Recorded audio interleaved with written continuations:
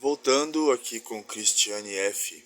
Eu tenho feito aqui já há um tempo uma série, lendo o prefácio aqui do livro, para a gente pensar algumas coisas, para a gente conhecer novas coisas, novos olhares e treinar aí nossa sensibilidade, nossa capacidade de pensar além do que está posto na superfície, não é mesmo? Eu havia finalizado aqui da última vez nesse pequeno trecho aqui que eu vou reler, que vai guiar aí a nossa conversa aqui, né? Essa conversa aqui imaginária.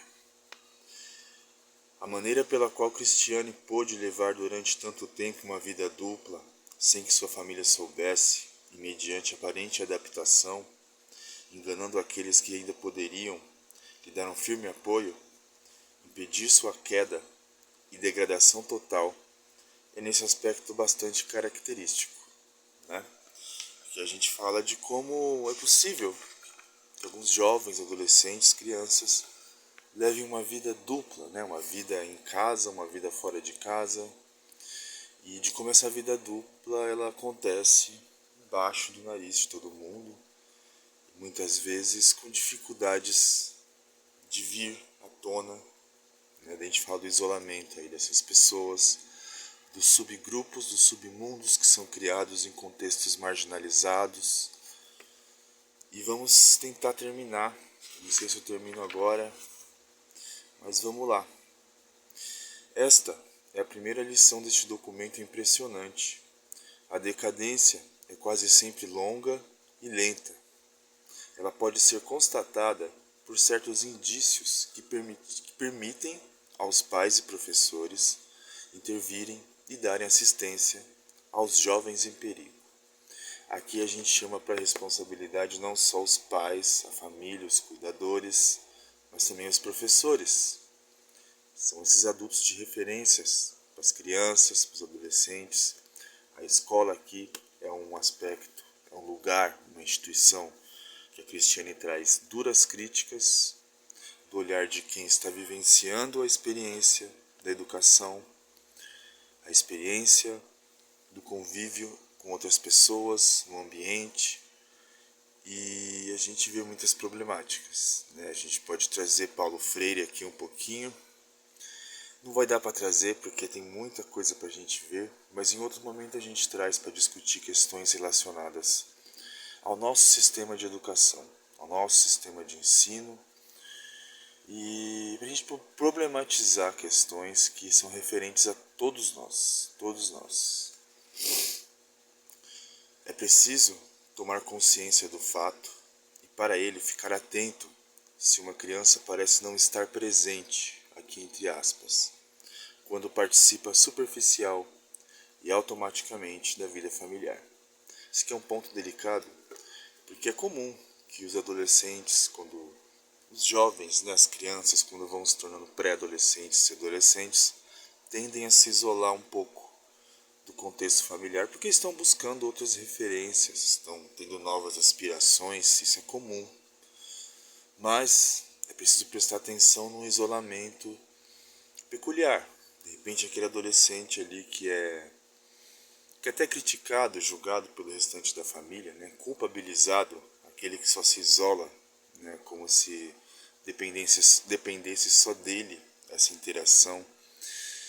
E falta escuta, né? Falta um olhar mais atento, falta autorresponsabilização de nós adultos, sim, sempre. Então é mais um ponto aí para a gente prestar atenção.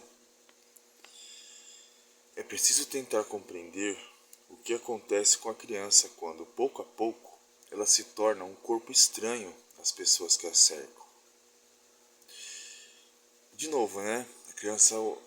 Quando a criança, o adolescente, ele vai se tornando, vai entrando na puberdade, né? O corpo em si, né, fisicamente, concretamente, vai se tornando algo estranho, né? A mudança, isso muitas vezes é sinônimo de vergonha, né? E a gente está tratando aqui especialmente no contexto da Cristiane, né, de crianças que, de fato, o sofrimento delas, a questão delas, vai ficando explícita no corpo, né, o uso de heroína, aqui é especificamente a heroína na Alemanha nos anos 70, ele tende a danificar, a modificar o corpo dessas crianças, né? E a gente vê ao longo do livro como isso vai acontecendo. E depois? Tudo depende, certamente, daquilo que desejam os pais, professores e educadores, ou reconhecer como um sinal de perigo essa maneira de a criança se fechar em si mesma, ou ver nisso, sobretudo, a vantagem de não ser incomodada por suas exigências. A gente volta aqui no que começa o prefácio da Cristiane, que é esse recalcamento. Não querer saber ou dar uma atenção a isso, né? Cuidar dessa criança, cuidar desse adolescente.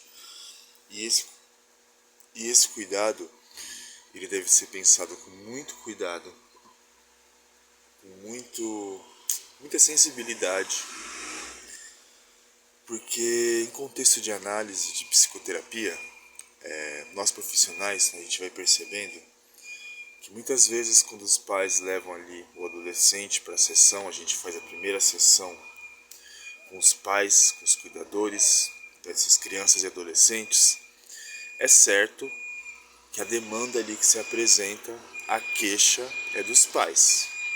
O sintoma das crianças ali, ele é apresentado como sintoma dos pais, né? Aí com o tempo é possível que nas sessões a própria criança e o próprio adolescente vá apresentar suas demandas e queixas, que muito provavelmente vai destoar da exigência e da queixa dos pais. Então é um trabalho grande, pesado, né? A gente está falando tanto do desejo dos pais e do desejo das crianças. O profissional que atende o desejo dos pais vai estar negligenciando o desejo das crianças, dos adolescentes. Como fazer esse acordo? Né? Não tem nenhum manual, não tem nenhuma receita. A gente tem um grande trabalho com isso, mas é de nossa responsabilidade. A gente tem a ver com isso, né? Então aqui que se coloca essas duas possibilidades. Você recalca ou você acolhe? Ou você castiga, né? Não sei se são duas opções. Que muitas vezes se acolhe,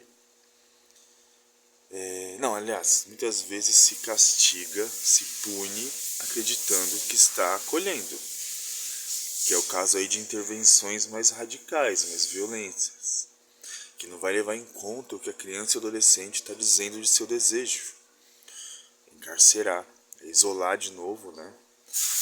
Então assim, são muitas camadas, né? E vamos estar atento a isso, né? Segunda lição. Seria preciso poder dispor de possibilidades de intervenções terapêuticas precoces, as mais precoces possíveis, rápidas e profundas.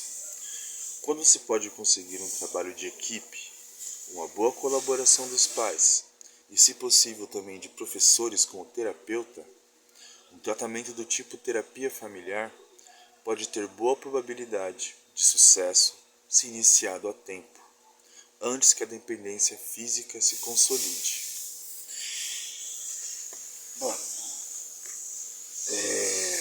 vamos lá. Eles falam de terapia familiar, né? Ele fala aqui de intervenções terapêuticas precoces. A gente pode chamar aí para responsabilidade as instituições que cuidam dessas crianças. Em primeira instância a escola, né? Que é muito triste que se ouve por aí, até de professores, educadores, a ideia de que quem educa é pai e mãe. Escola é lugar para aprender. Estamos aí falando de uma crítica do Paulo Freire, né? Então quer dizer que a escola pode ser resumida meramente num molde de sistema bancário, né? A criança vai lá, senta, tem que ficar quieta, ali absorvendo toda a lição, toda coisa que é colocada ali para ela, né? Só sendo depositada um monte de informação. Mas tá um barulho aqui, peraí.